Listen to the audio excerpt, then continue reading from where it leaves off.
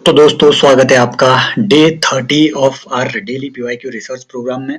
This is a program which ensures कि हम सभी मिल करके एक step daily towards the success in prelims वो हम बढ़ाएं, राइट। और प्रोग्राम का मेन उद्देश्य ये है, जो लोग नए जुड़े हुए हैं, कि जो सबसे क्लासिक क्वेश्चंस यूपीएससी ने अपने वेरियस एग्जाम, ठीक है, फॉर एग्जांपल सीडीएस हो गया, सीएपीएफ वगैरह हो गया, right, and combined geo scientist exam रहते हैं, ठीक है, और Indian engineering services etcetera, Indian economic services, इन सारे एग्जाम में पूछे हुए यूपीएससी के जो बेहतरीन क्वेश्चंस हैं, हम उनको यहाँ पे डिस्कस करने की कोशिश करते हैं। और मोस्टली जो रीसेंट होते हैं, बहुत रीसेंट, रीजन बीइंग कि यूपीएससी अपने सिविल सर्विसेज एग्जाम में उन क्वेश्चंस को रिपीट करता है, और स्पेशली जो जो करंट अफेयर का अब रीसेंट ट्रेंड बना हुआ है, वो ये है कि पिछले 2-3 साल का करंट अफेयर यूपीएससी पूछ रही है। तो अगर ये क्वेश्चन हम डेली प्रैक्टिस करेंगे, जो बहुत रीसेंट है, और रीसेंट प्रैक्टिस करते करते पीछे जब हम पीवाईक्यूज को प्रैक्टिस करेंगे पीछे की ओर, तो डेफिनेटली हमें इस बात की क्लैरिटी होगी कि यूपीएससी की नज़र में कौन कौन सी चीज़ें और कौन कौन सी चीज़ें वो रिपीट करने की पॉसिबिलिटी है। साथ में एग्जामिनर के माइंडसेट को समझने, उसको पढ़ने का भी हमें यहाँ पे अच्छा मौका मिलता है, राइट। तो स्टार्ट करते हैं अपना आज का सेशन। ये क्वेश्चन यूपीएससी ने सीडीएस 2023 पेपर 1 में उन्होंने ये पूछा हुआ था, राइट। और ये क्वेश्चन बहुत सिंपल है कि सिटीजनशिप एक्ट 1955, ठीक है, ये इनमें से कौन सी डेट के बाद सिटीजनशिप के एक्वायर या फिर सिटीजनशिप के वापस लेने से डील करता है, right. So the cut off date is, answer is 26 January 1950, right. लेकिन ये बहुत कंफ्यूजिंग चीज भी है। देखो यहाँ इन्होंने आपको कंफ्यूज करने के लिए 15 अगस्त 1947 डाल दिया, क्योंकि यहाँ पे विभाजन हुआ है। 14 अगस्त 1947 ये इसलिए क्योंकि ये पाकिस्तानी लोग 14 अगस्त को मनाते हैं अपना, ठीक है, इंडिपेंडेंस डे। 26 नवंबर 1949 इस दिन क्या हुआ, ये आप मुझे कमेंट सेक्शन में बताएंगे। अब इसी चीज को यहाँ सबसे ज्यादा कंफ्यूजन यहाँ होता है कि भैया एडॉप्शन तो किसी चीज का इस डेट पे हुआ है, समझ रहे हो, लेकिन आंसर इज दिस, क्योंकि जिस दिन, राइट, जिस दिन हमारा कॉन्स्टिट्यूशन एडॉप्ट हुआ, और जिस दिन कॉन्स्टिट्यूशन, ठीक है, जो जो फुल कॉन्स्टिट्यूशन है वो इम्प्लीमेंट हुआ, राइट, जो रिपब्लिक डे है, रिपब्लिक डे और डे ऑफ एडॉप्शन के बीच का ये जो गैप है, इस पूरे गैप में कुछ एक ऐसे आर्टिकल्स थे जो पहले ही, समझ रहे हो, 26 जनवरी 1950 से पहले ही अप्लाई हो चुके थे। उनमें से कुछ आर्टिकल्स आपके सिटीजनशिप से रिलेटेड भी थे, जिनमें आर्टिकल 5 से लेकर के आर्टिकल 9 ये शामिल है, राइट। अब ये पहले ही अप्लाई हो चुके थे। आर्टिकल 5 से लेकर आर्टिकल 9 तक वो आर्टिकल्स हैं जो डील करते हैं acquisition of citizenship with regards to those people जो कि 26 जनवरी 1950 से पहले इंडिया की टेरिटरी में एंटर हुए थे या फिर रहते थे। इसके बाद अगर आपको सिटीजनशिप लेनी है तो सिटीजनशिप एक्ट के अंडर वो लेनी पड़ती है। This was very simple question, right. अब यहाँ पे देखिए, उन्होंने एक बार ये भी क्वेश्चन पूछ लिया था कि what was the exact constitutional status of India on this date. ये इनका 2021 का क्वेश्चन है पॉलिटी का। आप मुझे कमेंट सेक्शन में बताएंगे कि कॉन्स्टिट्यूशन, जो जो इंडिया का कॉन्स्टिट्यूशनल स्टेटस है रिपब्लिक डे के दिन, वो क्या था, राइट। ये आप मुझे कमेंट सेक्शन में बताएंगे। मतलब क्या इंडिया एक सोवरेन सेकुलर रिपब्लिक था, या फिर क्या इंडिया एक सोवरेन सोशलिस्ट सेकुलर रिपब्लिक था, क्या इंडिया एक फ्री सोवरेन डेमोक्रेटिक रिपब्लिक था, या फिर कुछ और था। ये आप मुझे कमेंट सेक्शन में बताएंगे, राइट। नेक्स्ट क्वेश्चन इज, देखिए किस तरीके से यूपीएससी अपने माया जाल में चीजों को यहाँ पे, ठीक है, बुनता है। ये एक क्लासिक क्वेश्चन है इसी बात से related, right.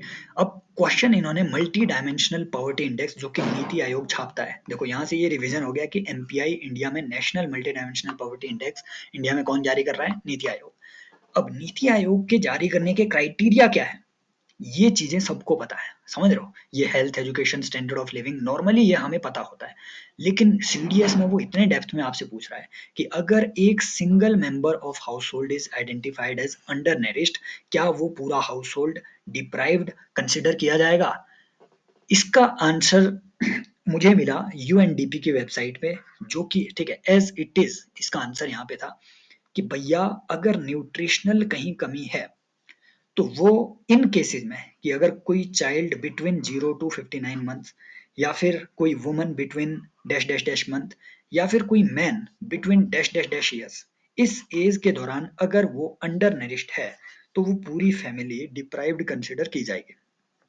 So it is not any, ठीक है, ये अ सिंगल मेंबर नहीं है, समझ रहे हो। So this is the thing. अब सेकंड स्टेटमेंट, इसको मैंने, ठीक है, वेरीफाई करने की बड़ी कोशिश की, लेकिन इस पूरे डॉक्यूमेंट में मुझे ये मिला नहीं।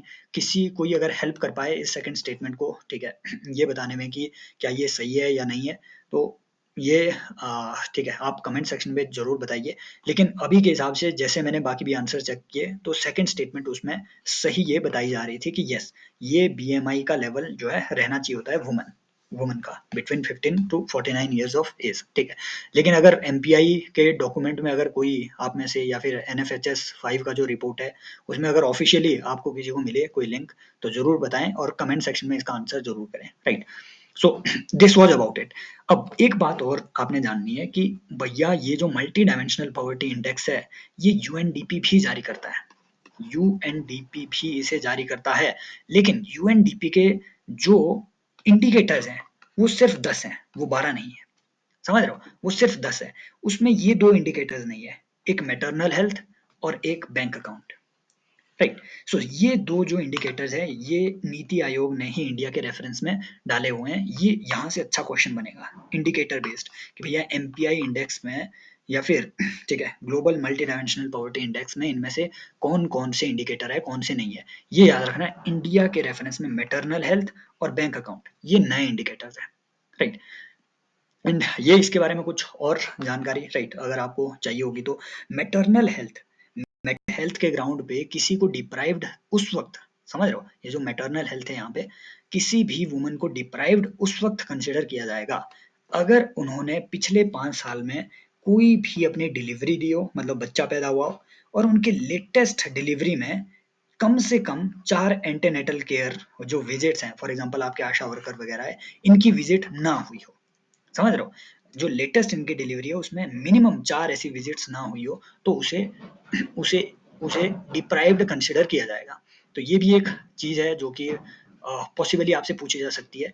ये कुछ एक अमेजिंग फैक्ट्स हैं, ठीक है, एमपीआई इंडेक्स से रिलेटेड, जो आपको याद रखने हैं कि भैया जितने भी 12 इंडिकेटर्स हैं उन सब में इंडिया में इंप्रूवमेंट हुई है, नंबर वन, राइट। नंबर दो, आपको ये याद रखना है कि भैया UP, Bihar, MP, Odisha and Rajasthan, ये वो एरिया है जिसे हम नॉर्मली कहते थे कि ये बेसिकली ये एरिया, कि ये बीमारू स्टेट्स हैं। अब इन बीमारू स्टेट्स में UP, Bihar, MP, Odisha, including Bihar, इनमें steepest decline in the number of MPI poor, मतलब सबसे ज्यादा इंप्रूवमेंट इसमें हुई है पॉवर्टी के, ठीक है, रेफरेंस में, कि पॉवर्टी, मल्टी डायमेंशनल पॉवर्टी सबसे स्टीप गति में कम हुई है, समझ रहे हो। तो ये आपको चीजें यहाँ से याद रखनी है। आई होप इन चीजों से रिलेटेड आपकी क्लैरिटी कुछ बनी होगी। देखिए ये एक क्लासिक क्वेश्चन है, मैं फिर से बता रहा हूँ, ये क्वेश्चन आप कहीं भी किसी किसी भी कोचिंग इंस्टीट्यूट की, राइट, मॉक टेस्ट में आपको इस तरीके के क्वेश्चन नहीं देखने को मिलेंगे, क्योंकि भैया इतने डेप्थ में वो खुद स्टडी नहीं कर रहे होते हैं। जो मॉक टेस्ट बनाता है वो मेरी और आपकी तरह ही लोग होते हैं, स्टूडेंट होते हैं नॉर्मली, कईयों ने तो प्री भी क्वालिफाई नहीं किया होता है, वो भी मॉक टेस्ट बना रहे होते हैं आपके लिए। तो ये एक बड़ा इशू है। अब इसीलिए मैं कहता हूँ कि अगर आपको प्रैक्टिस करना है तो ये हैबिट जरूर बनाओ कि पीवाईक्यूज को आप बार बार प्रैक्टिस करो, स्पेशली भाई ये जो हिस्ट्री जैसे टॉपिक्स हैं, जो स्टैटिक टॉपिक्स हैं, इनके लिए तो PYQ is the best source, PYQ he best source है, समझ रहे हो। अगर आपको प्रैक्टिस करना है कि भैया ये स्टैटिक चीजें हैं, ऑलरेडी उन्होंने पिछले 20 साल के क्वेश्चंस में कम से कम 200, ठीक है, कम से कम 200 क्या, लगभग लगभग 400 कॉन्सेप्ट्स हिस्ट्री के बहुत ही उम्दा कॉन्सेप्ट पूछ रखे होंगे। लगा लो जरा इनको, 400 क्वेश्चन लगाओ और बढ़िया एकदम सब कुछ हो जाएगा, समझ रहे हो। तो ये वो चीजें हैं। अब देखो सीडीएस में इस तरीके के क्वेश्चन पूछना, ये, अब चौंका मत जाइएगा कि सीडीएस के लेवल में भी इस तरीके के क्वेश्चन पूछे जाते हैं कि राय गज केश दया, ठीक है, और दया गज केसरी ये किस चीज से रिलेटेड है, तो these are related to Kakatiya dynasty, समझ रहे हो। नॉर्मली लोग लगाएंगे विजयनगरा, क्योंकि हमें पता है कि जो राया राया है, जैसे कृष्णदेव राय वगैरह है, ये राया राया चलता था विजयनगरा एम्पायर के टाइम पे, राइट। लेकिन ये जो दो टाइटल्स है, राया गज केसरी, दया गज केसरी, ये ककतिया एम्पायर से रिलेटेड है, राइट। अब देखो ककतिया किंगडम से यूपीएससी का कितना एकदम, ठीक है, डीप प्रेम है, समझ रहे हो? देखो, पहला इन्होंने 2017 में पूछा कि इनमें से कौन सी वो सी पोर्ट है जो ककतिया किंगडम से रिलेटेड है। याद रख लेना अगर आपको पता नहीं था कि मोतुपल्ली ये वो आपकी पोर्ट है जो ककतिया किंगडम से रिलेटेड है, राइट? आप मुझे कमेंट सेक्शन में बताएंगे कि एक आर से शुरू होने वाला नाम है एक रानी का जो ककतिया किंगडम से रिलेटेड है, बहुत फेमस रही है, मार्को पोलो भी उसके साम्राज्य के टाइम पे आया था, उस रानी का महारानी का नाम क्या था? और मुझे ये भी बताएंगे कि आर से ही ककतिया किंगडम के द्वारा वारंगल में बनाया गया एक बहुत ही फेमस मंदिर है जिसे यूनेस्को ने इस जो है वर्ल्ड हेरिटेज का वो टैग भी दिया हुआ है। उस मंदिर का नाम क्या है? ऑलरेडी हमने पहले भी डिस्कस किया हुआ है, ये आप मुझे कमेंट सेक्शन में बताएंगे क्योंकि ऑलरेडी ये सब चीजें पहले डिस्कस हुई है, right? This is just about your revision. देखो, यही चीज उन्होंने 2023 में भी लगभग इस सेंस में पूछी। देखो, इस तरीके के क्वेश्चन वो पूछ रहे हैं हिस्ट्री से, वो आपसे ठीक है डायरेक्ट फैक्ट पूछ भी रहे हैं और जो किंगडम से रिलेटेड, राइट, जो आपके रूलर से रिलेटेड इंफॉर्मेशन थी वो कुछ इस तरीके से वो पूछ रहे हैं कि भैया इनमें से कौन सी डायनेस्टी 8th सेंचुरी एडी के आसपास आपकी पाई जा रही थी। ऐसा ही उन्होंने 2021 में पूछा, जाकर के देख लेना। 5 उन्होंने डायनेस्टीज गिना दी थी और बोला कि भैया गुप्ता एम्पायर के डिक्लाइन के बाद इनमें से इमीडिएटली किन किन का राइज हुआ। समझ रहे हो? और उनमें से आपको आई थिंक यादव भी उसमें एक ऑप्शन था, इस तरीके के ऑप्शन को आपको वहां से एलिमिनेट करना था। अब देखो भैया, ये क्वेश्चन का तरीका इनका इतना भयंकर है कि आम आदमी यही सोचेगा कि चारों के चारों तो गलत नहीं हो सकते, लेकिन आंसर इज नन। इसीलिए मैं कहता हूँ कि वो जो गेम है आपकी, जो पहले ट्रिकबाजी की जाती थी कि हाँ ये हटा दो जरा, समझ रहे हो, हटा के देखो। यादव का पता है, मान लो आपको यादव का पता है, ठीक है, मान लो 11th सेंचुरी के आसपास आपके यादव आना शुरू हुए, मान लो आपको पता है, हटा के देखो, हटाओ, कितने बचे? 3। समझ रहे हो? अब अगर आपको ककतिया का नॉलेज नहीं है कि कब जैसे ये पाए जा रहे थे, अगर आपको गढ़वाल का नॉलेज नहीं है कब जैसे पाए जा रहे, होयसाल का नॉलेज नहीं है कब जैसे पाए जा रहे थे, नन आप लगा ही नहीं सकते। समझ रहे हो? तो इन सब चीजों के बारे में अभी जानना कुछ बहुत जरूरी है।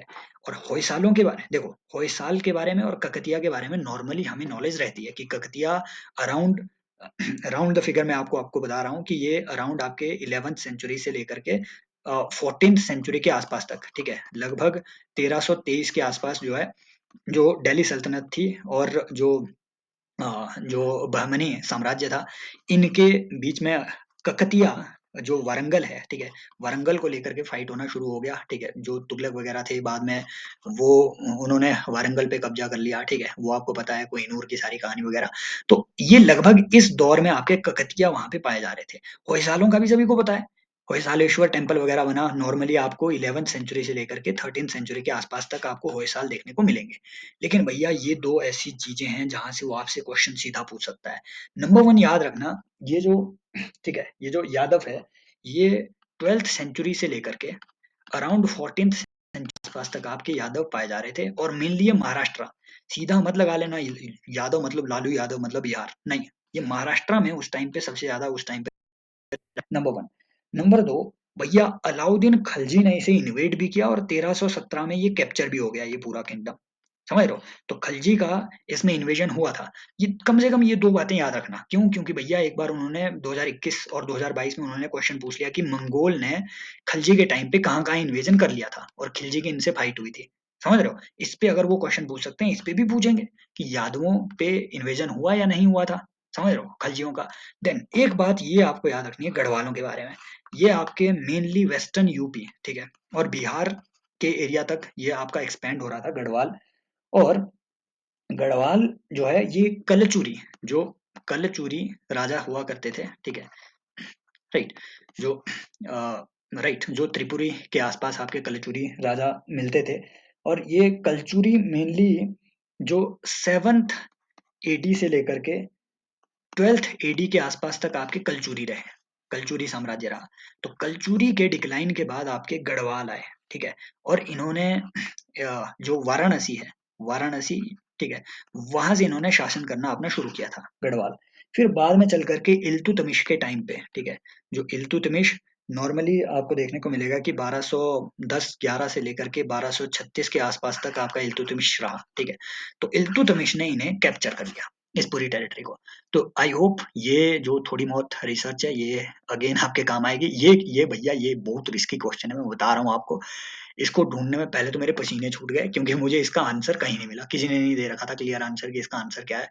तो दिस इज़ अगेन एक क्लासिक क्वेश्चन जो कि सिर्फ यूपीएससी पूछ सकता है। बोल रहा है कि भैया ये जो लोकेशन है, इनमें से कौन-सी वो लोकेशन है जहाँ पे एक ऐसी म्यूजिकल इंस्क्रिप्शन मिलती है, राइट, जहाँ पे म्यूजिकल नोट्स अरेंज किए गए हैं for the benefit of pupils by a king. ठीक है, एक किंग के द्वारा लिखे गए म्यूजिकल नोट्स वहां पे जो है 7th और 8th सेंचुरी सीई के आसपास के अरेंज किए गए हैं। तो इसके जो नॉर्मली मैंने तो इसमें से सिर्फ उत्तर मेरूर इंस्क्रिप्शन सुन के रखा हुआ था। वो भी इसलिए क्योंकि मैंने ये क्लासेस में पढ़ा के रखा था कि भैया जब भी आपको पंचायती राज की बात करनी है तो आपको उत्तर मेरूर इंस्क्रिप्शन की जरूर बात करनी है। ठीक है, जो कि आपको तमिलनाडु में मिलेगा। चोला एम्पायर के टाइम का एक इंस्क्रिप्शन है जहाँ पे पंचायती राज या फिर रूरल लोकल गवर्नमेंट के बारे में बात हुई है, समझ रहे हो। और याद रखना उत्तर मेरूर इंस्क्रिप्शन में डेफिनेटली आपके ग्राम पंचायत लेवल की बात हुई है, गवर्नेंस की बात हुई है, डिसेंट्रलाइजेशन की बात हुई है, लेकिन यहाँ पर डायरेक्ट इलेक्शन की बात नहीं हुई है। यहाँ से वो क्वेश्चन बनेगा। ठीक है, इसमें डायरेक्ट इलेक्शन की बात नहीं हुई है, राइट। यहाँ इलेक्शन नहीं होते थे उस पंचायत में, जो एल्डरली कमेटी हुआ करती थी वही इलेक्ट करते थे चीजों को, राइट। सो ये बात आपको नंबर 1 याद रखनी है। भैया इसका जो आंसर है दैट इज कुदू मियाँ मलाई। और इस आंसर को ढूंढने में मुझे बहुत टाइम लग गया, सही में बताऊं। और गलती से मुझे ये एक एंशियंट आर्काइव की एक अच्छी, ठीक है, ये एक छोटा सा पार्ट मिल गया जिसमें ये बताया गया था डायरेक्ट। यहाँ से देखो ऐसे यूपीएससी कॉपी करता है कि भैया इन इंस्क्रिप्शंस में सीधा, ठीक है, सीधे सीधे लिखा गया है कि भैया text of notes made for the benefit of pupils by king who is a devotee of supreme lord Shiva and pupil of Rudracharya. समझ रहे हो, रुद्राचार्य। तो ये जो आपकी इंस्क्रिप्शन है फ्यूचर में कहीं अपीयर हो सकती है, कुदू मियाँ मलाई। और याद रखना ये एक पल्लव इंस्क्रिप्शन है, तमिलनाडु में पाई जा रही है, पल्लव इंस्क्रिप्शन है। और इसकी जो जो स्क्रिप्ट है वो ग्रंथ स्क्रिप्ट है। कम से कम यहाँ से हमें ये भी पता चल गया कि ग्रंथ नाम की कोई स्क्रिप्ट पाई जा रही थी जो कि संस्कृत के सिमिलर है, समझ रहे हो। साउथ इंडिया में इनकी अपनी एक स्क्रिप्ट थी, ग्रंथ स्क्रिप्ट, जो कि संस्कृत के बिल्कुल सिमिलर है। तो ये ग्रंथ स्क्रिप्ट आके पल्लव यूज करते थे, है ना, पांड्या यूज करते थे, और मुट्टरा ये यार, ठीक है, ये जो वहाँ के लोकल फ्यूडेटरी हुआ करते थे, ये भी इसको यूज करते थे, समझ रहे हो। अब एक और चीज आपको यहाँ से जाननी है, ठीक है, एन्नायरम के बारे में। ये एक विलेज है तमिलनाडु की। भैया ये बहुत इंपॉर्टेंट चीज है, यहाँ से क्वेश्चन वो अच्छा बन सकता है कि चोलों के टाइम पे ये जैन, ठीक है, चोलास के टाइम पे ये जैन लोगों का एक सेंटर हुआ करता था, मेन मुख्य सेंटर।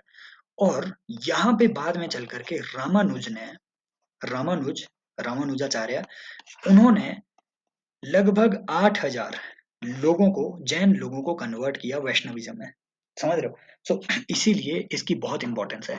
अब ये जो सिया मंगलम है, ठीक है, ये विलेज मुझे यहाँ पे देखने को मिली। और यहाँ पे भी एक इम्पोर्टेंट चीज आपको मिलती है, शिव का टेम्पल, सिया मंगलम विलेज, समझ रहे हो। ये एक पल्लवों के टाइम का शिव टेम्पल यहाँ पे आपको इतना बड़ा देखने को मिलेगा। और बहुत फेमस है ये। कम से कम अपने मेंस के लिए आप ये याद रख सकते हैं कि अगर टेम्पल आर्किटेक्चर पे कोई क्वेश्चन आए तो सिया मंगलम टेम्पल आप इसमें मेंशन कर सकते हैं, पल्लवों के टाइम का, समझ रहे हो। नॉर्मली हमें फिर पल्लवों के टाइम का के उतने टेम्पल वगैरह उतने देखने को नहीं याद हम नहीं रख पाते हैं, ठीक है। वही जो 2-3 आपको, ठीक है, रथ वगैरह के जो याद रहेंगे, रथ टेम्पल एटसेट्रा। लेकिन ये एक अनदर टेम्पल है, सियामंगलम टेम्पल, आप याद रख सकते हैं। ये बहुत सिंपल क्वेश्चन है, मैं आपको इसमें कोई आंसर नहीं बताऊंगा, आप मुझे कमेंट सेक्शन में बताएंगे 99th क्वेश्चन का आंसर क्या होगा, समझ रहे हो। मैं कुछ इसकी एक्सप्लेनेशन नहीं दूंगा क्योंकि भैया अगर आपने बेसिक पढ़े हुए हैं, ठीक है, मॉडर्न हिस्ट्री के, तो आपको ये आंसर आना चाहिए। अगर आप चाहते हैं मुझसे जुड़ना टेलीग्राम के थ्रू, तो टेलीग्राम का लिंक आपको मिल जाएगा डिस्क्रिप्शन में as well as in the comment section. Comment में जरूर पार्टिसिपेट कीजिए और बताइए कि आपको ये प्रोग्राम कैसा लग रहा है, कैसा लग रहा है। और फीडबैक जरूर दीजिए, इसके इम्प्रूवमेंट के लिए अपने सजेशन जरूर दीजिए, फ्रेंड्स के साथ शेयर कीजिए, एंड पार्टिसिपेट हमेशा करते रहिए, राइट। बाकी और आपको ज़रूर कहना चाहेंगे कि अ, ठीक है, डेली जितने हो सके उतना प्रैक्टिस कीजिए। मेंस का भी डेली कम से कम 2-2 आंसर डेली अभी लिखना ठीक है, जारी रखिए, 2-2 आंसर 20 मिनट देने में कोई आपको दिक्कत नहीं होनी चाहिए, कोई हर्ज नहीं होना चाहिए और प्री की तो प्रैक्टिस अब शुरू कर ही दो। मैं तो ये कहता हूँ क्योंकि राइट, प्री भी डिफिकल्ट हो गया है, मेंस साथ में चलना चाहिए बट प्री को इग्नोर नहीं करना है। So as always take care, bye bye, love you all.